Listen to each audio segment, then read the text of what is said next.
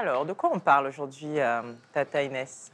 Un malin, malin, câlin. Pour ne pas Mmh. dire un malin, malin On et commence demi. comme ça. C'est parti.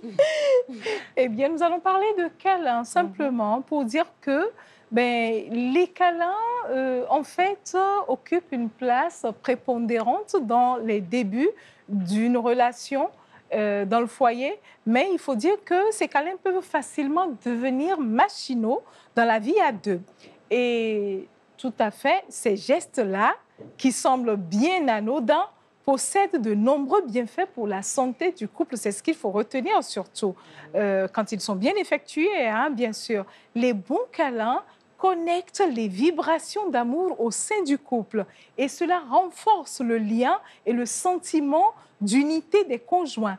Le câlin malin vous extirpe le stress du corps, il vous rassure et vous rappelle que quoi qu'il arrive, vous n'êtes pas seul pour affronter les difficultés du quotidien.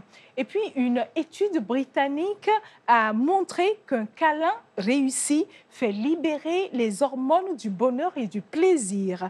Mais en fait, quand est-ce qu'une étreinte câline est bénéfique? C'est plutôt là la question. Ou plutôt, comment produire des câlins bienfaisants? Il suffit de se prendre dans les bras de l'un et l'autre pendant plus de 5 secondes. La magie du câlin malin s'opère sur la durée du geste. Et ce n'est pas ce que IB arrive. Hein. Si vous faites un câlin de 2 secondes, soyez sûr qu'il sera mécanique, comme un câlin à un ami ou à un voisin ou à un collègue.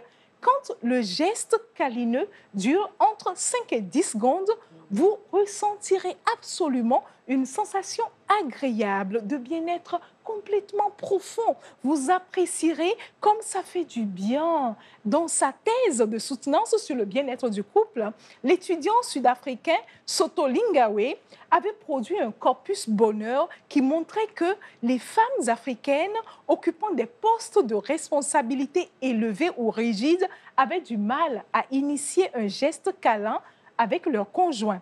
Si et seulement si elles savaient, si et seulement si elles réalisaient plutôt les bienfaits de cette petite attention sur leur vie, elles n'en manqueraient pas du tout l'occasion. Alors, mesdames, si votre homme n'est pas du tout expressif, prenez tendrement les devants. Vous pouvez changer la donne et réorienter la complicité de votre couple par un tour de câlin malin magique. Et vous avez même la possibilité d'opérer pour le type de choisir, hein, la possibilité d'opter ou de choisir pour le type de position en vue d'un beau câlin.